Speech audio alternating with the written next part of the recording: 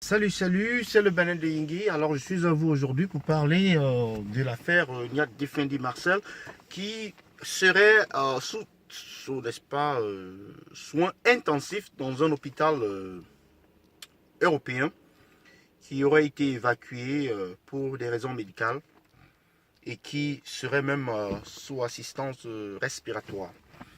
Alors, voyez-vous, tout comme ce monsieur, qui est exactement à l'image du chef de l'État camerounais, c'est-à-dire Paul Biya, pratiquement le même âge, souffre de beaucoup de maux, c'est-à-dire qu'il a beaucoup de problèmes de santé.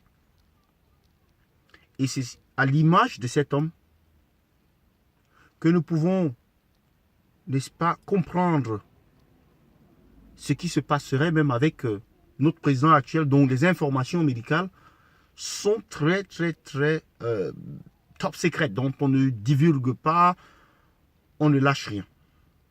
Mais tout de moins, on sait que ces voyages multiples vers l'Occident permettent très souvent d'aller poursuivre des soins médicaux, d'aller recevoir des soins médicaux dans ces hôpitaux européens, occidentaux, et abandonner le développement des centres de santé, des centres, n'est-ce pas, hospitaliers, locaux, qui sont au pays.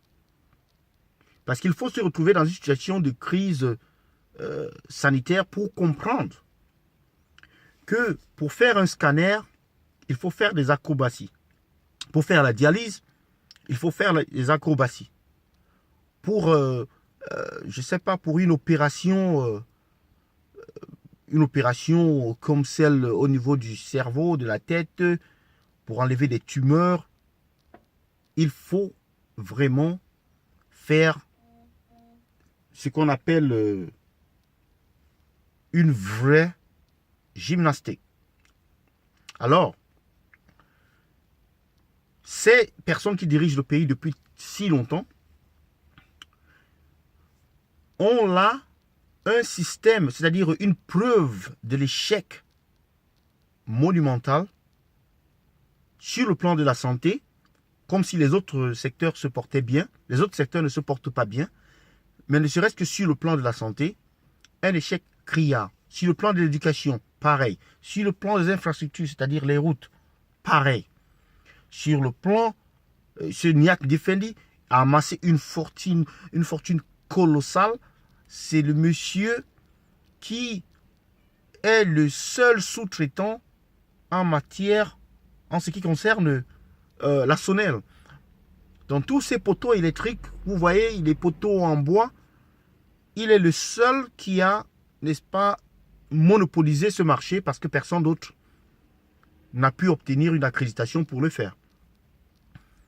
Et voilà comment va la République. Et avec tout cela, c'est le même monsieur qui farotait un musicien dernièrement. Vous vous souvenez? Qui était en train de faroter un musicien. Mais pourtant, cet argent pouvait être utilisé pour construire des hôpitaux. Ce monsieur n'est même pas aimé dans son propre village, à Baganté là-bas.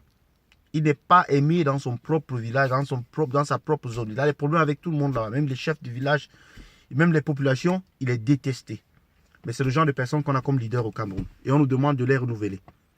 Ils doivent foutre le camp, c'est tout.